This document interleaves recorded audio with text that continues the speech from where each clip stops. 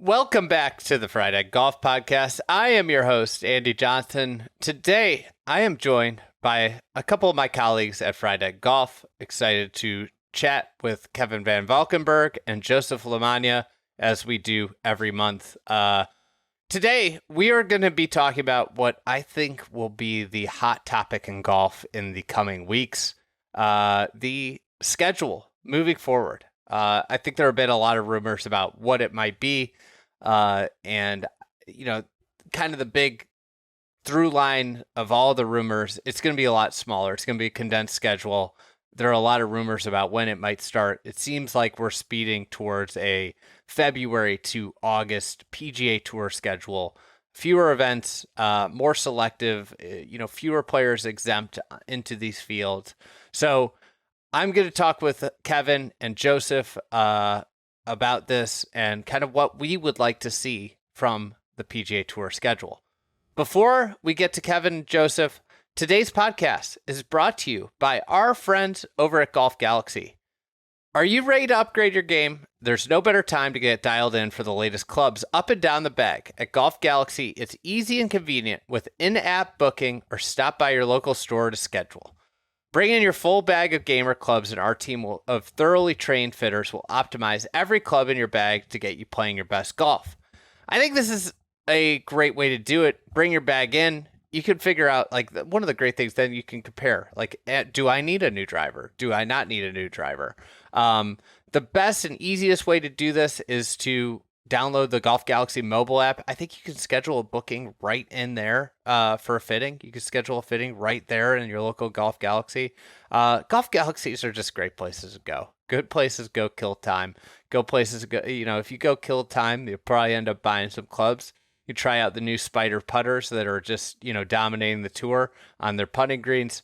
My childhood is just filled with hours and hours at Golf Galaxy. So visit Golf Galaxy, go to your local store, check out the mobile app, and start playing your best golf with fitted clubs. All right, let's get to Kevin and Joseph.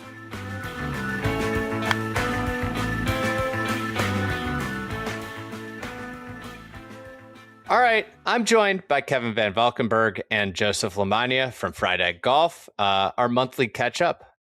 Boys, how are we? Andy, fantastic. I'm excited. I actually love this topic. So it feels like a huge news coming over the next couple of weeks. So it feels timely. Yeah, so I think this is a little precursor. I think next week we got the players next week next week. And it will be, I think, dominated by Brian Rolapp's kind of press conference. It'll be his first one as a commissioner. And from, intel that I've gathered over the last few weeks from numerous people, I think a seismic schedule change is coming. I don't think this is any groundbreaking news to golf fans. I do think there are some details in here that I'm just kind of gonna, lay down what I've heard from a variety of sources of where this thing's going. And I think it's interesting. Everybody's been kind of batting around the scarcity schedule. I think there's going to be a scarcity schedule, but it's also going to be a golf calendar that looks and feels similar to what it looks and feels like now. I don't think there's a huge seismic change coming when you see it in practice. We're, I think, speeding towards a tour that's like 100 to 120 players exempt. There will be, roughly 20 to 25 events a year that PGA Tour runs on this top tier schedule. The way it would fill in outside of that would look a lot like fall series events. So that would be the type of event. I think currently there's a misconception that it would all the players that don't qualify for this upper tier tour will just go into Korn Ferry Tour and they'll be playing for Korn Ferry Tour purses. I don't think that's true at all. I think it'll be more in the $4 to $6 million purses, which I think is plenty of money to live for these guys. I think, the big thing will be that I think that the attempt right now, and we'll see where it gets to, is a no exemption tour. You're either up or you're down. And that should be, I think personally, if you want golf to be a meritocracy as the the tour often likes to puff its chest out that they're this great meritocracy. The truth is they aren't really a true meritocracy, but if they went this direction, it would be a meritocracy. So there'd be, roughly like 20 to 30 players churned up and down per year. And that's the way it would work. It'd be like a single churn each year. I think one of the big emphases of this schedule will be media markets. I don't think this is a surprise with Brian Rolapp and coming from the NFL. I think he understands that you need to play your sport in the biggest media markets possible. So, I think for this exercise, what we're going to kind of kick around is events that we like to see make this schedule. But let's start with the idea of, obviously, we're going to have the players in this schedule. The players is going to exist. The other thing that's going to happen is there are going to be events in the likes of New York, Chicago, Los Angeles. Those are definite cities that will have events. So I'm just going to take Riv off the table, but then I'm going to also say that New York and Chicago will have events. There's likely going to be like a Boston event. Maybe it splits between two cities at one point. So, that will be another event. But these starved media markets, massive media markets that for incomprehensible reasons for the last 10 years haven't had regular events, whether it's Chicago, New York, Boston, Philadelphia, Washington, D.C. They are coming. Those are going to be events. And I think that, like, when you do the math on that, all of a sudden you're set with like probably 5 to 6 events that are going to be of these 20. And I think it's fascinating to talk about where the things go. I was speaking with a gentleman this past week in Florida who had looked into a tour sponsorship, and he was telling me, listen, like, the thing about it, is you don't even get a certainty at this point that your event is going to stay in the market that you sign up for. So what that told me is the tour is ready to really change this to extreme measures, where a tour sponsor could sign up for an event, have it be their home base or whatever it may be, and then have that event change markets 1 year into the contract, right? So I do think this is the direction it's heading. I think, obviously some stuff that's been floated around, various reporting. I know Eamon Lynch has reported on this. The tour is looking at a schedule start around February. But I wanted to get your guys' insight. Kind of the directive I gave you guys is come with the 3 events that you are going to stand on the table and bang your fists against the desk, saying these must be a part of the schedule, and we could kind of just jump off from there. All right, Joseph, I have got one that I'm ready to fire up, that I'm ready to kick off. If you're I'm going to be upset if you take mine. Go ahead. Okay. There's a lot of talk about that this tour should start at the WM in Phoenix. I disagree with this. I want us to go back to Hawaii, back to the plantation course. But here's my catch. I want a 36-person field. I want 2 days of stroke play, and then match play that goes down from a field of 16. All right. The winner of the FedEx Cup, the winner of the Players, and the winner of the 4 majors are given an auto spot into match play. So the other 10 guys are playing for seeds. This way, we still get to start the tour in Hawaii.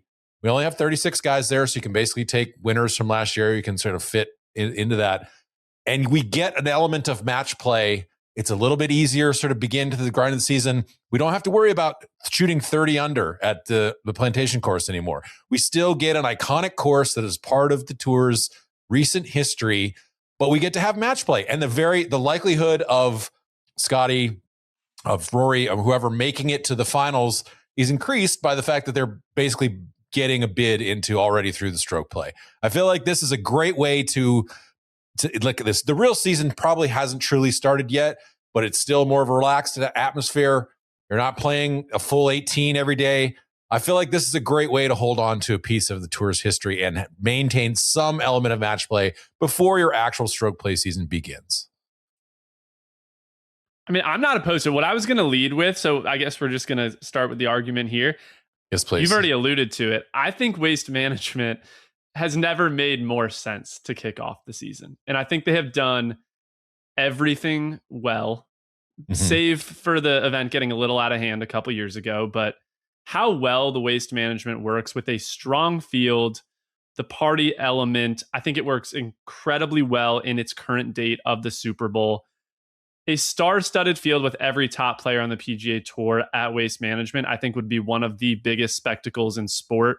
And to me, feels like the clear starting point for the year. I don't reject entirely your idea, Kevin. Like, I think there are people who have valid critiques of match play from an OWGR standpoint, from how compelling is Sunday, from how do you assign FedEx Cup points? And that stuff shouldn't get in the way of putting on a great event. So I'm with you to an extent. But I would, if I were commissioner of the PGA Tour, Waste Management Phoenix Open is starting the season. And I think it would be truly one of the coolest events in all of golf. I don't disagree with that. I also just think that Hawaii could be kind of like a silly season kickoff. Have a skills challenge on Tuesday. There's only 36 guys there. Make it sort of light and fun. Everybody has to kind of participate in the media elements of it. Make there be like a fun kind of what they did with the skills challenge at the Trump course recently, whatever, the golf games, whatever.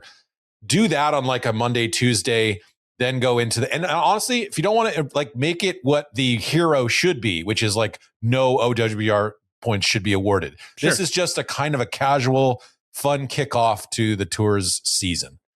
Can I throw another idea out there with yours? I do like this event construct. I think it's really cool. It reminds me a little bit of, they used to do the golf, I think it was called the Grand Slam at the end of the year, or it was like, and it would be all the major winners would play effectively, like, I think the format was Skins Game or something like that at a course. I feel like it was in Hawaii at one point. I'm trying to recall childhood memories of watching that.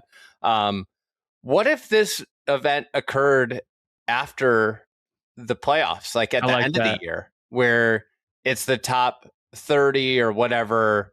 It's that. And what if that was like actually the closing event of the PGA Tour calendar, where you get invited into this and there's a big kitty, there's a skills competition, and it's a coronation, that being the closing event in August in Hawaii, where you're then playing, you're able to set this TV calendar. Like, you think about making a spectacle from television, you get your probably most desirable television locale in terms of the setting with like the greatest TV window. You could have this thing rocking and rolling until 11 o'clock Eastern, with no daylight concerns. Yep. And that's the way you set it up. You set it up at the back, then you get this ability to start the season where you want to start it with Scottsdale. I want to point out one thing I forgot to mention here with the schedule is like the way it would work, from what I gather potentially, is every event's worth the same. And if you're on this tour, you can set your schedule however you want. But if you skip, you get no points, and there's no exemptions, and there's no golden parachute. You know, it's like, set your schedule as you wish, but just know there's no coming back if you don't make it, you know? I don't hate that at all. I think that's the way you have to choose, you know? You have to sort of strategize what you want. And sometimes guys that's like the NFL playoffs. Every freaking game matters. Doesn't matter if you get up for some games and down for others. Like, it's a week to week. You got to win all the things. So I like that idea. Make some of the stars go to courses where they think, they could pick up points. Make some guys go to John Deere or whatever, if that's still going to exist. I'm going to, I didn't think I was going to do this. A week ago, I would have said dissolve this event. I do think that the Honda Classic should exist. I think South Florida Yeah. And you can rotate it between a variety of courses. But if you're talking about starting the season in February, and they're talking about ending the season in August, you need a lot of venues that could host events in February, March, April, and that limits where you can host. And as we've laid out, with New York, Chicago likely getting events, and it seems like desire to move Pebble and Riviera to a date that's better for the golf courses. And when you're showing them, you need a South Florida event. Maybe it's not the Miami Championship or whatever they're calling the one that's going to Trump Doral, but like one South Florida event, I think played in February/early March. That is an awesome event because you get to see these guys go down and play in tough conditions. Scottsdale's a dome. If you kept Palm Desert on the schedule, which you might have to accommodate this structure that they're looking to do, that's mostly a dome. I think guys playing, especially with the modern equipment setup, guys playing in really harsh environments, and in South Florida is delightful that time of year, but it's just that wind can be just a beast. And there's something about that wind. It's similar to when you play in the UK. It's just a wind that's heavy. It impacts the ball more often. And I didn't know I was going to get here, but watching Shane Lowry just completely self-destruct down the stretch at the Bear Trap, a moniker I dislike, a golf course I would never want to go play myself. There's something about water littered golf courses with heavy winds that I've found myself fond of. That there's fear, and that felt like, for me, the first time these guys have been really tested in a while on the PGA Tour schedule. And I think one thing you're kind of hitting on that I'm fascinated by, that is the least of the tours.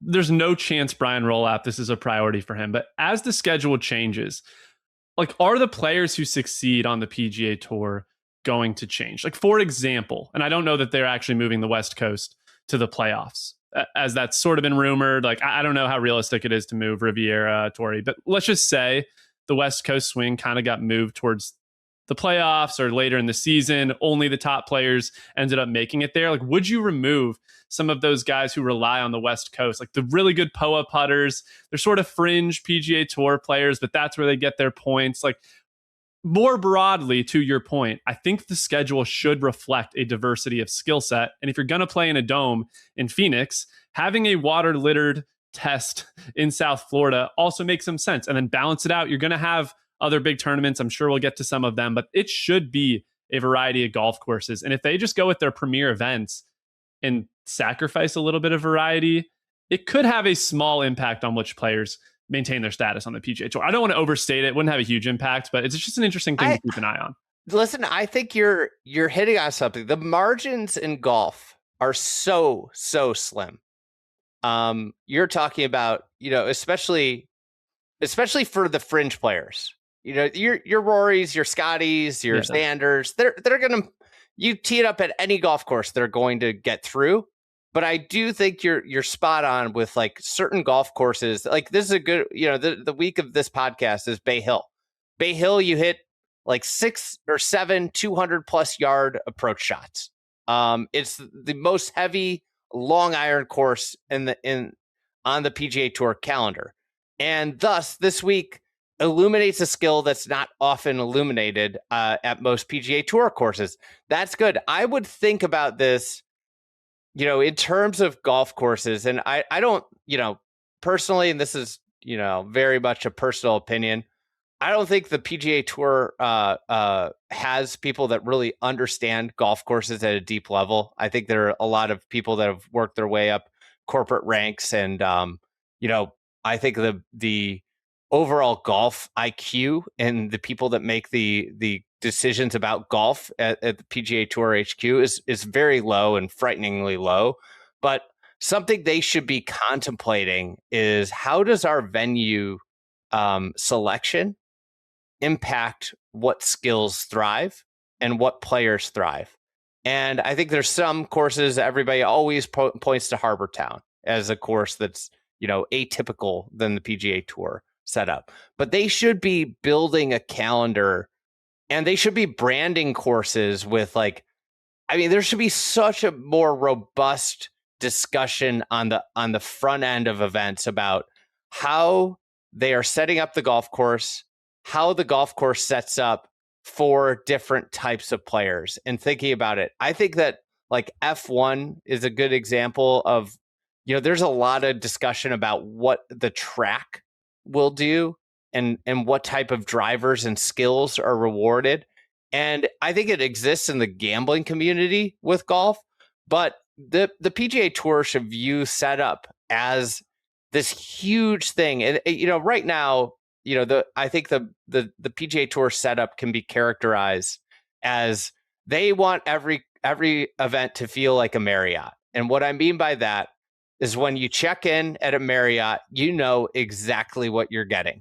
And it's like a comfy place for the players because they know, hey, I just left Phoenix. I'm going to Pebble. I know what I'm going to, for the most part, expect this week. The green speeds are going to be X.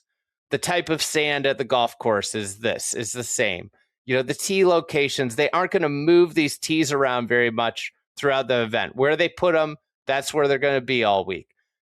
Course setup, the ideology behind course setup should be so much more, because at the end of the day, course setup is the defense. That is the defense. That is the foil to great play.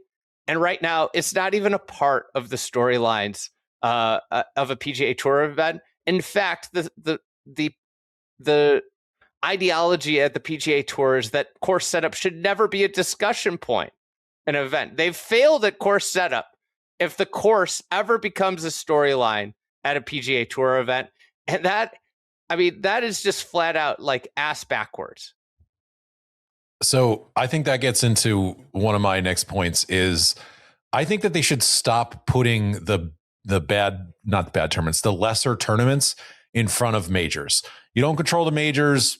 That's an understandable part of the PGA Tour. But for example, I think Heritage should be in front of the Masters instead of behind it.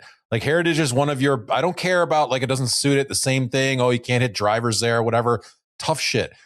Part of that's a good course that tests people. You should want to build interest. And so it's peaking into majors. That's only going to benefit your product even more if people come out of your event being excited. So I think if you're going to keep the Truist around, I would bump the Players back to May, and I would put Quail Hollow right in front of that. That's going to be one of your signature things. Have that lead into the Players. I would put a good Canadian Open course, have that build into the US Open in June. We all know the Genesis builds into the Open Championship.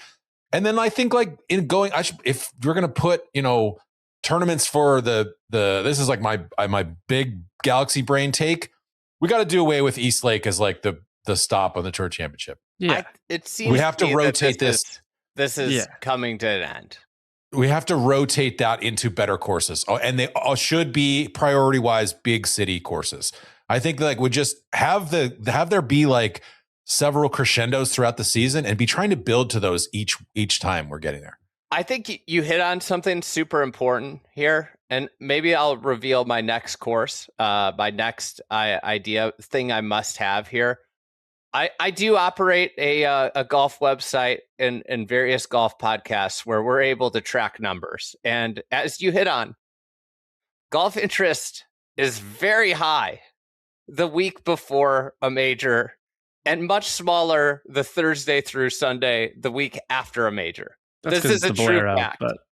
But unless our company is a complete outlier of every other golf. So I think you have hit on an important point here. And I had different events written down as my must-haves here, but you've swayed me. My number 2 must-have event, I want Atlanta, I want East Lake, but I want it the week before the Masters. It's fine with me. Yeah. You play Atlanta, that's a big golf course. It's, you can hit a lot of different shots. Like it's not impeding you from playing the way you'd like to play. They could they could get that, it's in a part of the country where you could go to the overseed to mimic the conditions, a la the Houston Open years ago. Massive media market, obviously. And then you're making it really easy for your players. It's like, okay, you're done Sunday. You got just to drive over to Augusta, and you start your Masters week that way. I think that's a slam dunk.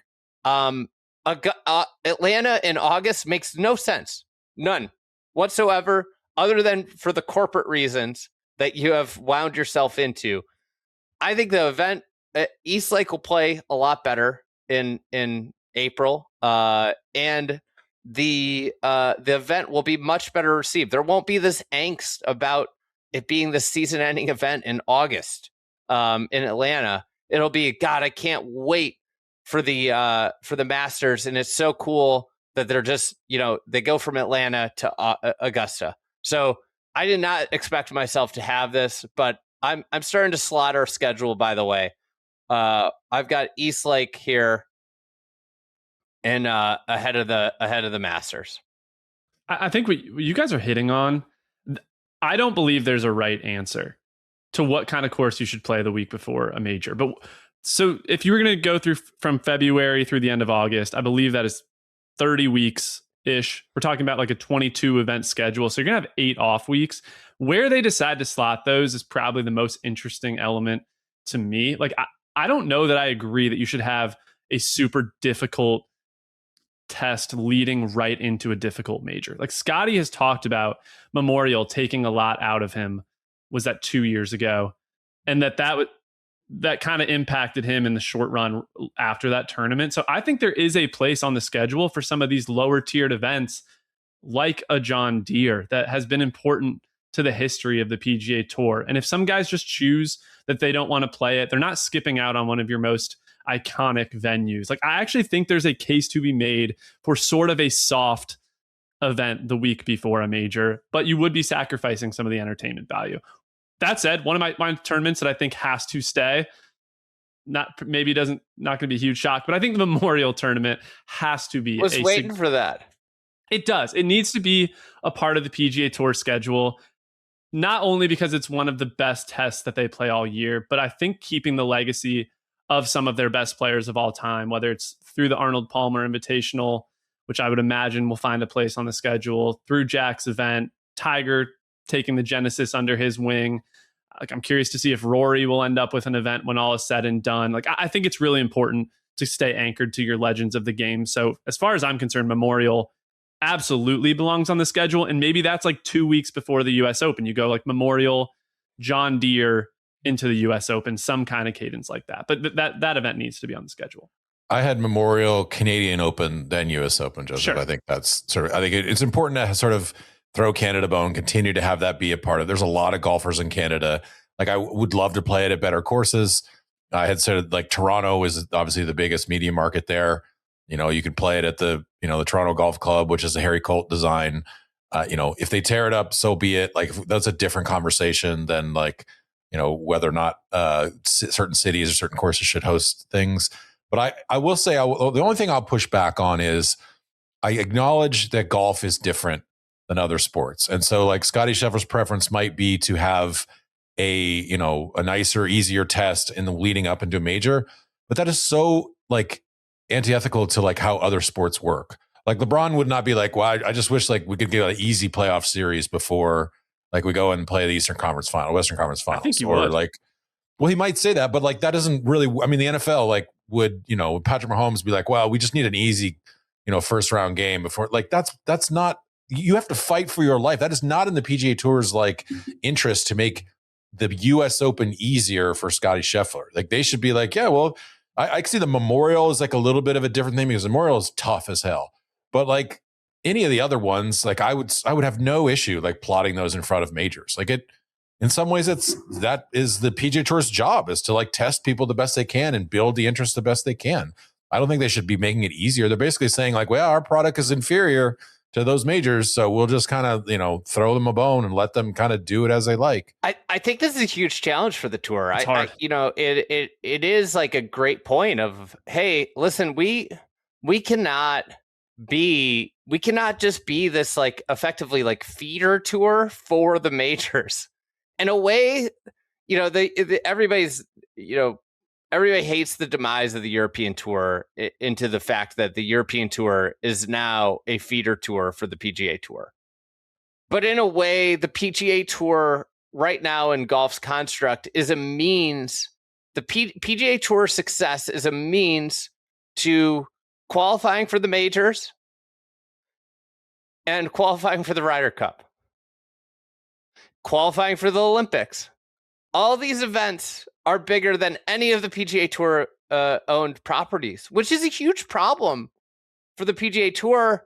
And I do think like this bending a knee, if I was running the PGA Tour, I do think the attitude of we have to always bend the knee to the majors is one that I would push against. Like, I'm not saying we need to like seismically change things, but we need to do the things that are in our best interest to build these tournaments, each of these tournaments, into valuable properties that get close to what the Players has become for the PGA Tour. That's what they need. They need more events that reach that level. And I think, Joseph, you hit a really great point. And I think we could just automatically put these into the event. Jack and Arnold's events are not going anywhere. Those are auto ads on top of the big markets on the PGA Tour. And I just want to point out that the schedule is at large. If I get my South Florida event that I think should happen, it's a nice little swing of API. The way they have it now, where you go South Florida API Players, that's a great little swing. And you have 22 events in 30 weeks, as you illustrated, that you need to cram in here. That's a really nice 3 straight week of cadence, and then you take a week off, right? It is impossible to figure out if you want to do the hard event the week before. Like I think that is one of the key conflicts the tour has, Andy. Like, do you bend the knee or do you set these guys up for success at a major? Because to your point, Kevin, though, like if Scotty decides the best prep is to skip the event leading up to a major, like that's also a problem. And I know people are probably like think these guys are pampered, but it is physically exhausting to play 4 days of a very difficult golf course, turn around, fly to a major, and get prepped. Like, I actually do think that's asking a lot of some of these guys. So I would push back a little bit, but that's where I'm kind of like, there's not a perfect answer. It is a series of trade-offs. And in this case, I honestly would probably err on the side of giving them a little bit of a softer test leading into a major. So here's what I would say. Here's a little bit of a split in the two things and solution. I think that the PGA Championship should move back to August, right? I think we're all kind of in agreement of that. Like, more venues, whatever. So, I have it on my mock schedule that I'm creating from this discussion in August. I think that is something that is going to happen once this calendar comes out. So obviously the Open Championship's not going to move. It's going to stay where it is. So it's late July. Let's say that it's like the 22nd through the 5th or whatever, Open Championship. Throw a bye weekend after the Open Championship. And then we're going to have before a tournament that is near the PGA Championship somewhere. So Dallas National in 27. It's Frisco. So similar area. We'll play Pebble before Olympic in 28. We'll play Liberty National before Baltusrol in 29. We'll play Caves Valley before Congressional in 2030. Not only, I'm sorry, but like that's just, it's a big market. Like it's been on the tour schedule or whatever. If you want to have somewhere else, you want to play Aronimink or you want to play somewhere else, whatever. Let's play somewhere else. Okay. Philly Cricket Club before Congressional in 2030. But build some excitement in that market.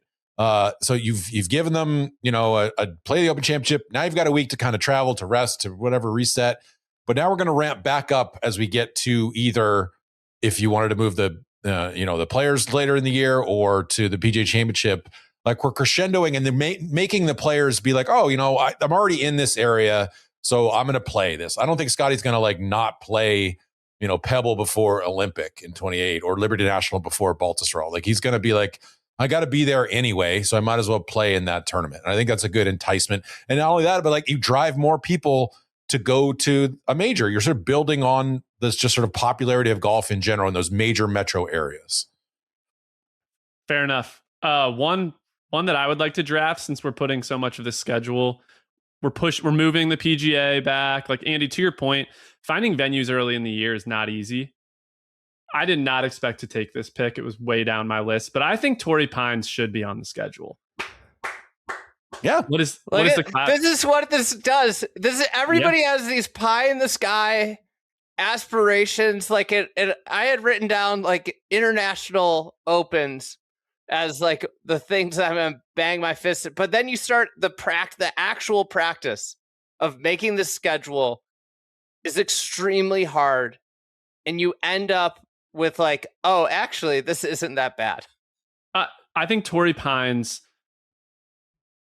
definitively belongs on the PGA Tour schedule. It does not only have the history, but it is a POA test. It is long irons, and you are playing at the beginning of the year. So like the little schedule I had drafted up would start like Phoenix, Riviera, Torrey Pines, and give you a week off. And I think that would be an unbelievably cool way to start the season, that you are playing into the variety, keeping the tour's legacy alive. Tiger, obviously, so much history at Torrey Pines.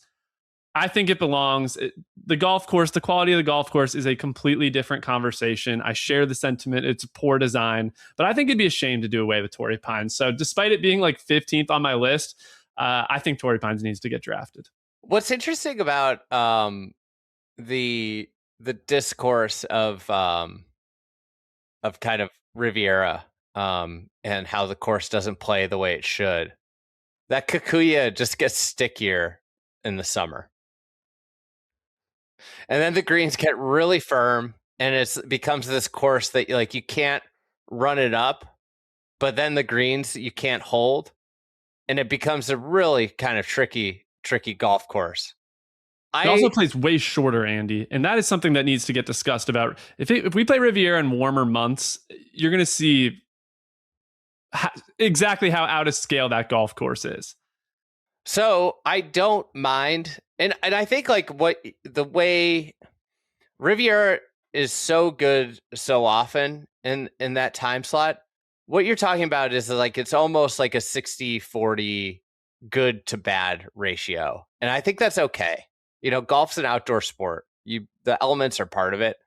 I'm okay keeping Riviera early in the year. And I do agree with Torrey. I think that's like a nice swing. It is a hard golf course. I think it also allows you to move Pebble somewhere to where you want it. Again, when you do this exercise, it is the tricky spots I've found with the schedule are like, where do you go in like April and May? And where do you go early in the year? Because you have a lot of places you want to get in the summer, you know, with these big markets, Scotland, if you wanted to add Ireland to the schedule, you know, those exist only in a certain, like there's less weeks than places you'd want to go at that time of year. And to me, that makes total sense to keep some of the California, because there's only so many golf courses in the world, and Texas is unavailable at that time of year, that you can play that time of year. So I agree with that. You know, I don't want to say this, but we got a schedule shaping up here.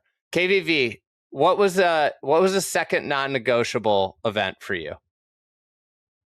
Andy, I'll do you one better. I think there should be I'm keeping the Florida swing. I think it should go. We have the Florida swing in locked in here. Cognizant, Arnold Palmer, Valspar is what I had. Back to back. Get Valspar out of here. No, I think Valspar is a good test. I think it's like it makes them hit unique, interesting shots. Like you had Victor and Justin Thomas, like having a pretty good showdown. It's hard to make pars if you miss fairways there. You have to work the ball both directions. I think those are good things. I brought this up earlier, but you guys are going to hate this when I say this, but I think the Tour Championship should be at Shadow Creek. I think it could be your most consistent, like 5-year spot, but it rotates so that like, I would love it if the playoffs, this is a little bit different than what you guys are saying, but the playoffs went in August, Pebble, Genesis, Tour Championship. You're in that side of the country, then you're on the West Coast. You could then you could say the Tour Championship, you only got 30 guys, so you could bring more sort of courses into play, but you should always play it in a major market. It could be in Chambers Bay one year. You could literally take it to Cherry Hills. You could go to Dallas National. You could even say, I don't care what these guys are going to shoot. I want to have this 1 year at National Golf Links or Chicago Golf Club or somewhere where it basically is like a new interesting thing that builds like energy and whatever. But I think that Shadow Creek, look, it's not my favorite golf course. It is in kind of a major market. It is going to be like good weather. It is a time of year when if you're building towards something, it tests pros in a way. We've had professional golf courses, professional matches there before. We've had women's matches there before. I think this would be a good solution to, if you are having some of these, like if Genesis really does move to be one of the playoff events, we're already on the West Coast. Like it's better than East Lake. It's a way to sort of culminate towards it.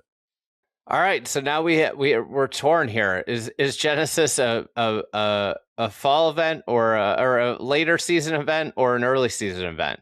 How do we? I think Pebble is relevant too to this discussion. I think Pebble is more likely to go later than Genesis. The weather keeps affecting Pebble in a way that's frustrating, and it has started to happen to Genesis too.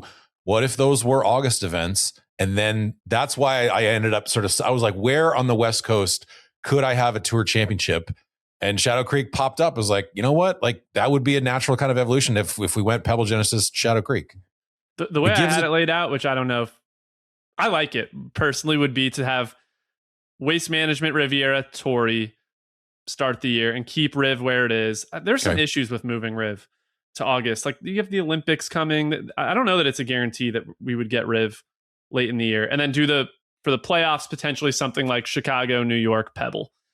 That's the way I had it laid out. I think Pebble would be a really cool place to end the season, or Kapalua, since we had thrown that out earlier. But I don't know. I think ending the year on the 18th hole at Pebble Beach makes a lot of sense to me. So I don't love Shadow Creek, and to Andy's point, it would be pretty hot, but there are worse. I'd be fine with it. The Tour Championship's not going to be that good no matter what. So Shadow Creek would be an I don't know enough about Vegas. Could Shadow Creek slide in to like February? Good. Yeah.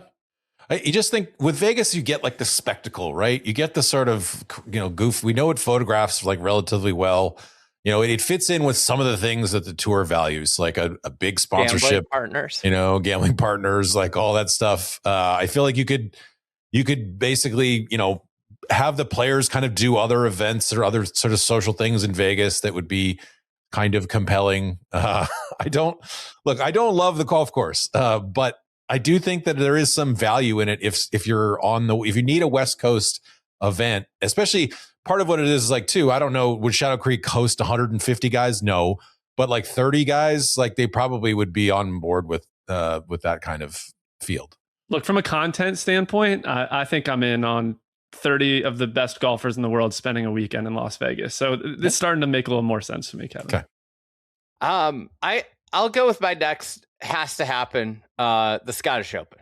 Scottish Open has to be on the schedule. I think it's in a great spot the week before the Open. I think there's literally nothing they have to change. This is a layup. This is as easy as it gets. I also want to appease our international audience that is probably screaming at the top of their lungs at minute 42 of reshaping this calendar and not one mention of an international event.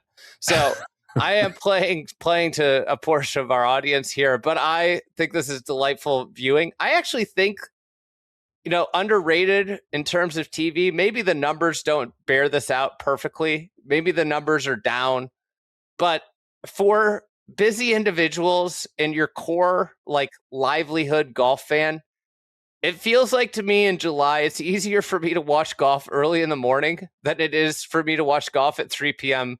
in the afternoon on a Saturday or Sunday. This is just anecdotal of my life. I'm sure other people share this sentiment, where if I'm watching golf from the hours of, if I'm in Central or East Coast time, if I'm watching golf from the hours of like 7 a.m. till 10 a.m., I'm probably going to much be able to watch that more often than 3 to 5 p.m. That is a primetime golf viewing hour for, I think golf does so much to appeal. They attempt to appeal to the mass audience so often, but the reality is that what it always needs to do is appeal to their core audience who evangelize the sport to others. Golf is going to attract and has been attracting so many people in the recent years, and it's not because of any of the BS grow the game initiatives. It's because people are realizing it's a freaking awesome sport to play. So show the best versions of golf in their truest form. Scottish Open before the Open Championship, and if I was going to say, I think they should just tack on the Irish right after that, and that should be a 3-event swing there. Everybody pack your bags. It's European vacation time for the PGA Tour, and we go spend some time in Ireland and the British Isles. You're going to Irish Open after the Open or before? Okay, after. Right. So Irish Open is usually in September, right? It's like beyond. It's after essentially the tour season. Isn't that where they had it slotted in the schedule? Yeah. I wonder. I worry that some people might skip the Irish Open after the Open Championship. Here's the thing: with where you slot it, it's at the end of the year. People near the top of the standings can skip, but if you're anywhere near relegation, you know what you're not doing? You're not skipping. Yeah. That's the beauty of the end of the season and the cutthroat aspect of this is that your end of the season events become must-see TV because of potential relegation, but also they're must-attend events for anybody that's like 50 plus on the stand. Yeah. They're like, oh, I can't miss this. I cannot risk losing this gig and going down. This is the beauty of removing exemptions. Yeah. Andy, you threw sort of a shout out to our international listeners there. There's a scenario of this where I was grinding over this last night. I wanted to start the season in Australia and basically be like, the Australian Open is the start of the PGA Tour season. You skip it, whatever. You're way behind on points. It counts just as much. And I also was like looking at, you know what? Maybe like the national opens here. If we're really going to have an agreement where the PGA Tour and the DP World Tour have this kind of symbiotic relationship, then the French Open, the Dutch Open, the Spanish Open, those should be on the calendar. Now, I don't know that a lot of players, I think there would be a mutiny if they tried to sort of go with that. So I don't know if you can get more than like the Scottish and the Irish involved in that. But I 100% agree. Like it's the Professional Golfers Association tour. It's not just like the American Golf Association tour. I would love to force them to haul down to Australia and throw Australia a bone after the way that the PGA Tour kind of basically ruined golf in Australia for a long time. I think what's a fascinating exercise here is, and we're not going to do this on this pod, but if you started, if you're operating from the vein of the tour beneath this is $4 to $7 million purses. And these are going to be what feeds into the best tour in the world. I think in a way that those players are going to have way less power, which is one of the big reasons why I think a world tour calendar isn't going to happen, is like players don't want to be away from home. But guess what? If you're relegated down, you become, much less powerful. And maybe that's where you also want to grow your international audience. These are things that that Brian Rolapp would like to do if he's following any of the NFL playbook and their expansion. So we want to go there. We want to cultivate the best international fields we can get in terms of like the tour should be a representation of the best of golf. Maybe that is the place where you get your French, your Dutch Opens, your French Opens, your Spanish Opens, you go to the South African Open. Maybe there's, and players of those countries can go play there, that even if they're in the top end of the tour. Mm-hmm.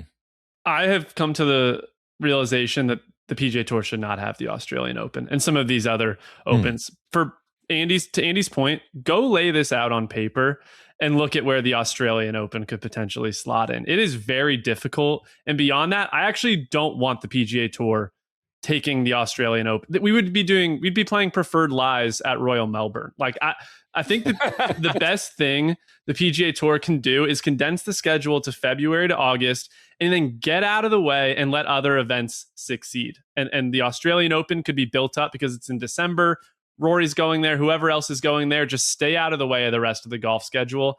I think that would be my vision for the PGA Tour. But again, slot it down like 30 weeks, 22 events. If you can figure out a place where the Australian Open makes sense and is feasible with travel, more power to you, because I don't see it. That's the thing. So if you want it, if you said, hey, Joseph, I hear you, let's start there in February.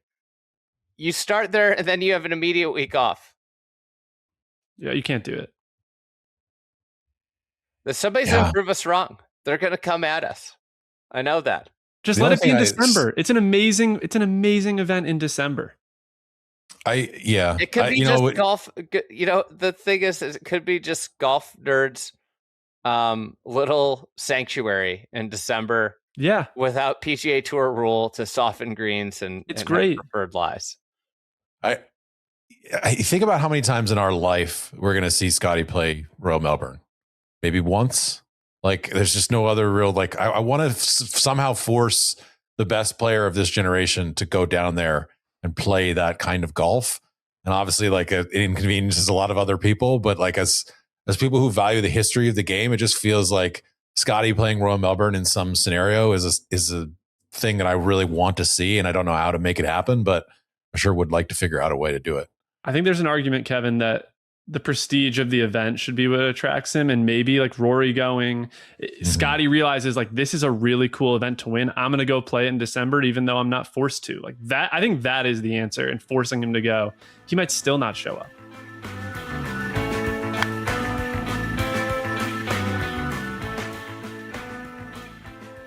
All right, let's take a quick break to talk about our friends over at Golfshot. Golfshot is golf's most powerful and trusted on-course GPS, scoring, stats, and auto shot tracking app with more than 5 million active users. It's designed for Apple and Android devices and has a stellar 4.8 rating. It's been featured by Apple as the best app for golfers. It provides real-time GPS distances for more than 47,000 courses, and it tracks accurate distances per club, provides automated stats, and lets you review your track shots post-round to see your strokes gained analysis. Check out the free edition of the app in Apple Store or Google Play and upgrade for all the unique and powerful features of Golfshot Pro. Thanks to Golfshot, and let's get back to Kevin and Joseph.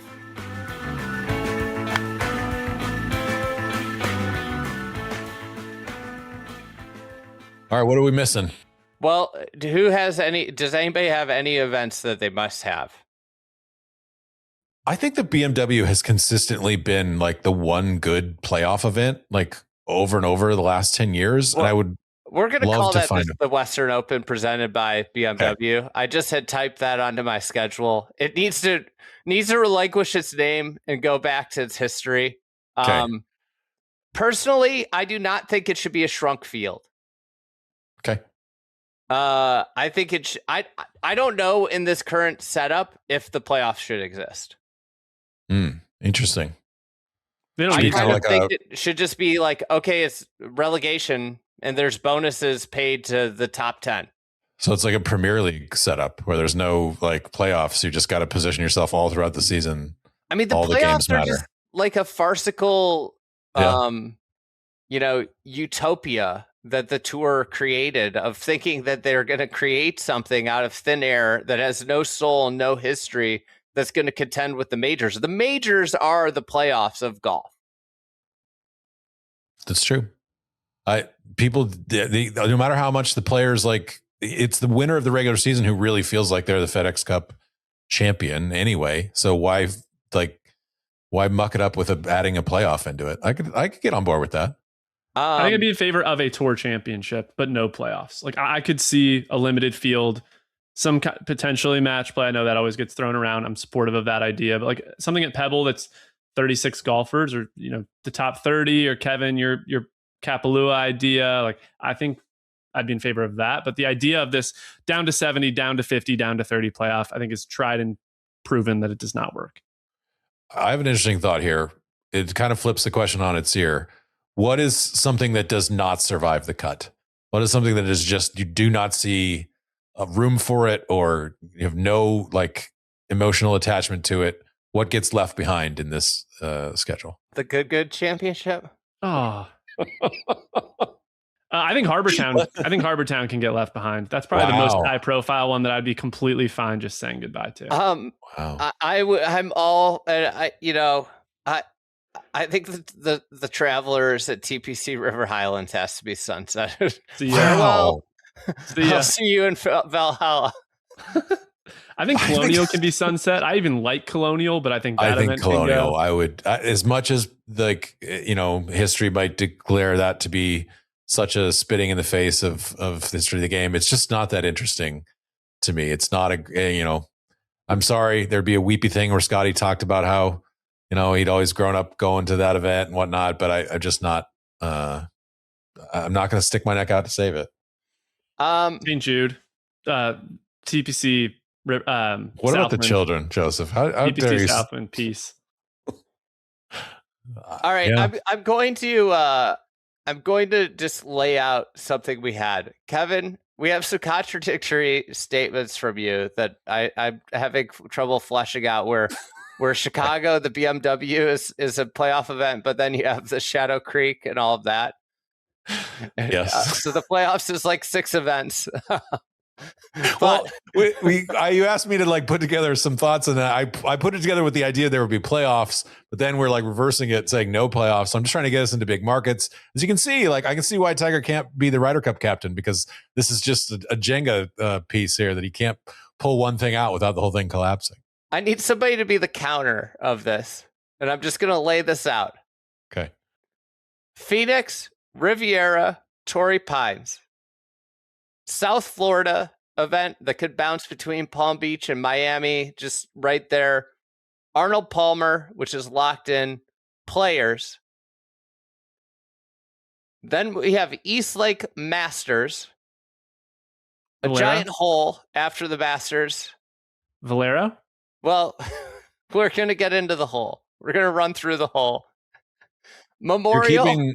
You're keeping the Players in March in this scenario. As of now. Okay. Unless I hear any advice, we could, Valspar is in the mix here. So there was one vote for Valspar. I also the only one who brought up Quail Hollow, like brought up the Truist. I think the Truist could go into after the Masters. We'll do Quail Hollow after the Masters. That makes sense. Right. It's gonna be Rory's event. That's gonna be the Rory McIlroy Invitational in 25 years. I think it like falls around his birthday every year too, which is actually like additively hilarious that like it's May his 4th. Birthday and he wins all the time at this venue. It does feel like it's just, that would be not the Irish Open. Yeah. Quail Hollow. I can see a 68-year-old Rory like shooting his age. Arnold Palmer's the only guy to ever do it on the tour, right? At 72. And so I could see like an old Rory coming out there and scraping together a 69 at 69 years old. Bunkers. Yeah. That nobody else can fly. So we got Quail Hollow, Memorial. Is somebody counting this? Sort of. I think you're at 11. Quail Hollow, Memorial, US Open. Another hole here. Scottish Open, Open Championship, Irish Open. I'm trying so hard to keep the Canadians off our back. I've brought up the Canadian Open 3 times, and you guys just keep running right past it. All right, let's put the Canadian Open after the US Open. Okay, I think that I agree that has to be an event. Big of you. Scottish Open, Open Championship, Irish Open. Okay. Then I've got Western Open presented by BMW. We've got the Private Equity and Banking Championship in New York. Yeah, Liberty National, maybe. Yeah. Pebble Beach, Okay. Hawaii, PGA Okay. Championship. That's PGA approximately Championship is correct. the PGA Championship closes the whole season. Then Would be cool. Would I be think cool. it would give them actually like some good exposure. I don't know how many events that is. It was close. 20. I mean, we're at 20 events. So there's like, that just gets you an idea. We have no Texas events. So I think like you could just slide in a Dallas event and a Houston event in some pockets, and they fit perfectly in the pockets that we need, right? That gets you to 22. We haven't touched like DC, Philadelphia, or Boston. I mean, that's basically how you get to 25. Yeah. I mean, we're John Deere gets got in this. Puerto Rico obviously gets got. Travelers got. I think the framing shouldn't be who gets got. Okay. Because the tour below is not, it's not like, that's basically what we watched at the Cognizant last week. I just hope I do think it's important that there's golf every week and that guys have the option to play. So, Andy, I'm fine with that. If it's a blend, I would hope the Shane Lowrys of the world still are playing that, either to get reps or there's some reason they need to play. But I think there should be golf every week. Even if it's like a tour. I mean, yeah. I mean, that's, look, Premier League soccer teams play like meaningless games against like smaller division things all the time. Like, I think there's a really compelling argument to being like, if you're a true golf sicko, go play in like this, smaller event. The guys used to do it all the time back in, Jack Nicklaus playing in the Portland Open, where he's like the only person in the field who's any good. Like some of the stars used to travel around and be like, yeah, of course I'm going to play in this. I want to get my golf in. I think the other thing that they should explore, but they probably wouldn't, is the idea of rotating events. That like some events that I think like you should look at the likes of, okay, if you want to have a Chicago mainstay event, that doesn't mean that you can't have an event that is on this calendar that alternates between Indianapolis, Detroit, Minneapolis, and Milwaukee. And that's like this other Midwest event, right? You have Ohio covered. I think you could do like an event that alternates between Washington, D.C. and Philadelphia, an event that alternates between, I don't know, maybe it's Boston and another city, or maybe, one of those cities where it alternates between there. You could have an event in Texas that alternates between San Antonio and Austin and accomplish that. Like, I think that there has to be some events that kind of float around. In some years they're elevated, some years they aren't. Yeah, I just would like to say, I think the Pacific Northwest gets constantly screwed in this. Well, we've screwed them again. We did. I feel like Seattle, it's the 15th biggest market, I think, in the country, or the 15th biggest metro city. Like, it just seems, it's frustrating to me as someone who grew up, kind of in the Northwest, at least in Western Montana. That was always like Seattle, Portland area was like the area where I wanted to live and make my life. And there's just golf has been totally abandoned there by tours and majors and everything. I think the spot for us at the end of the year, but it then goes to, what are you moving out? How are you moving? Like, this is again, as Joseph said, I urge you to try and put this down on paper. It's really hard. It's hard. I might drop my thing as a written piece here and just let people rip it apart, because I'm sure there are massive contradictions throughout it, but at least it would be as a fun exercise. I mean, I have more events than we discussed here, but I think it would be a fun kind of way to be like, why not? What's so bad about this? The other thing about the Pacific Northwest, one of the hard things for the PGA Tour is venues. Mm-hmm. I would guess that if the tour went to Chambers Bay, who's just been completely left in the dust by the USGA, just completely.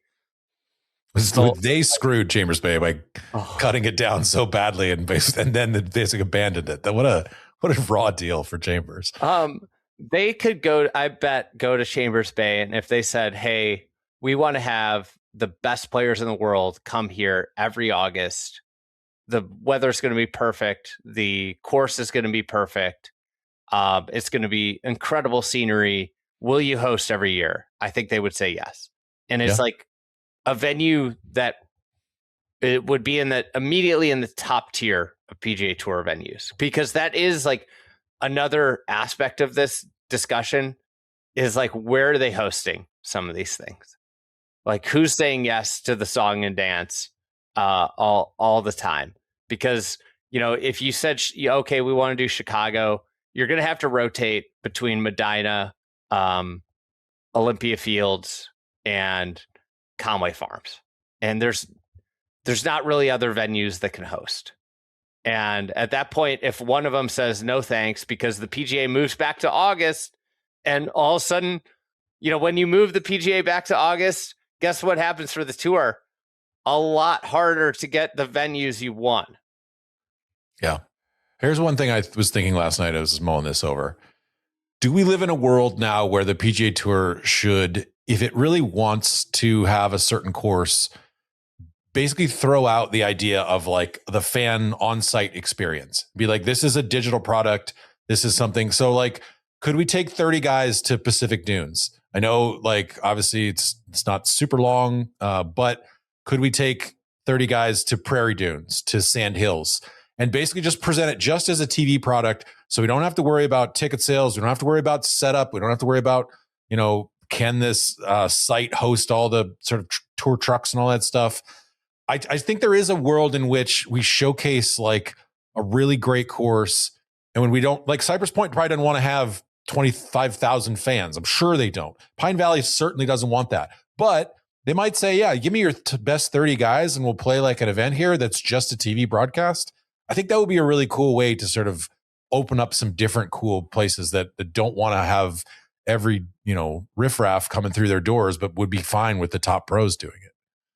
I think it sounds interesting to watch. I don't know how that fits into the schedule and the points and status and all of that. Sure. Plus, I think maybe it's an off-season event. Like maybe it's something.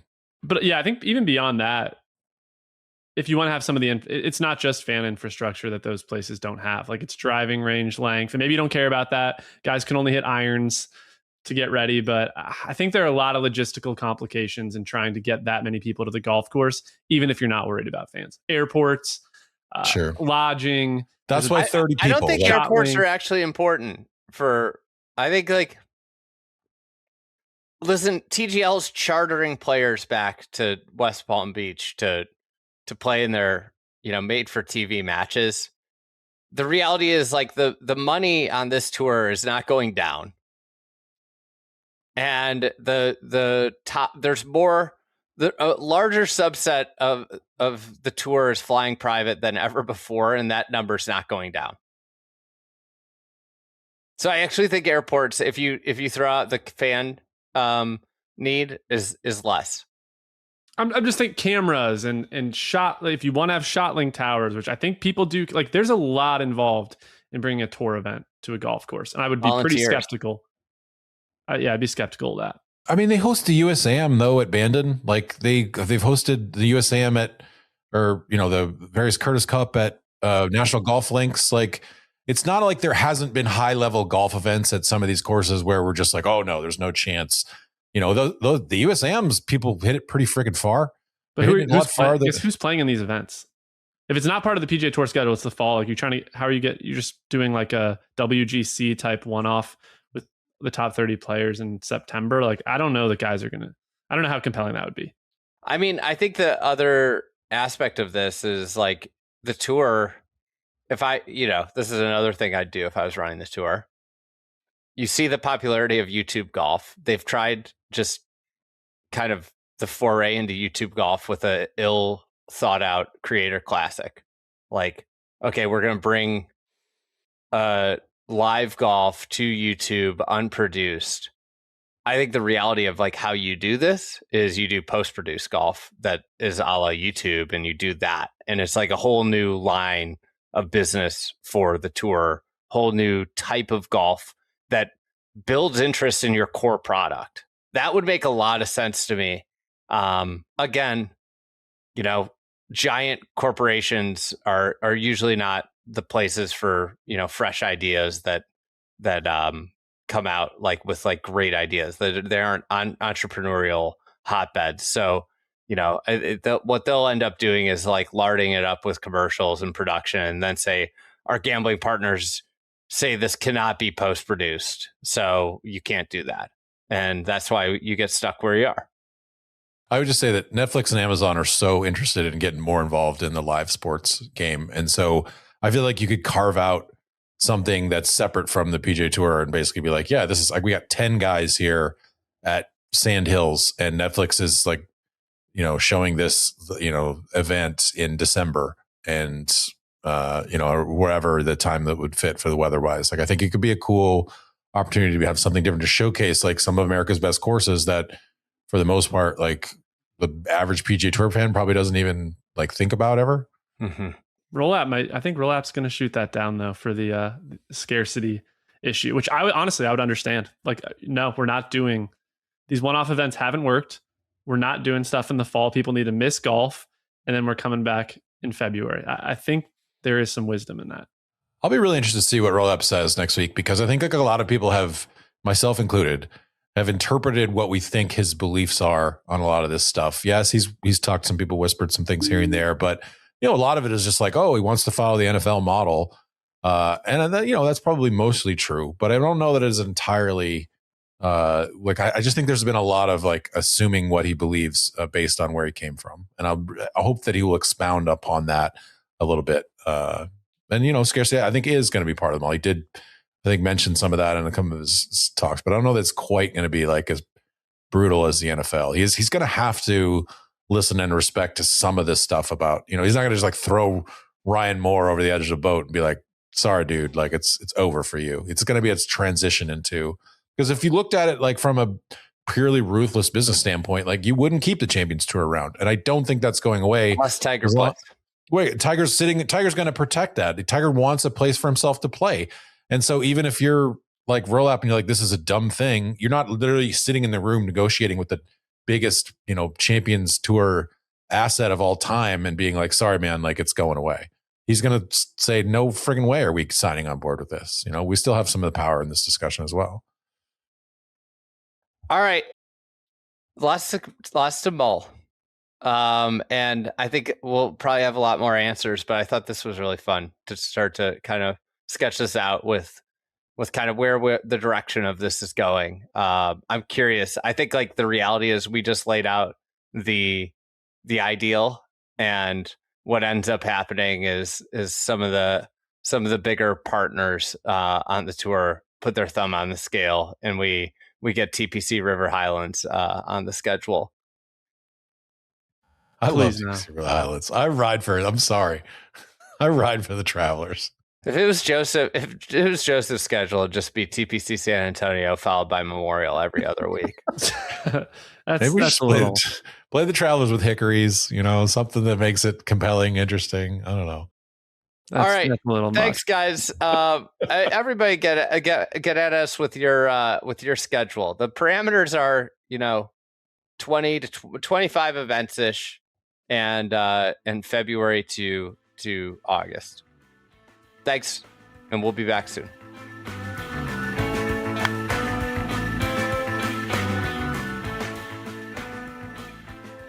All right, big thanks for listening to another episode. We'll be back next week with a players preview. I will be joined by the PGA Tour's ace editorial man, a frequent guest on this podcast through the years, Sean Martin. I'm excited to chat with Sean. It's been a minute since we talked. We'll talk all things players for next week.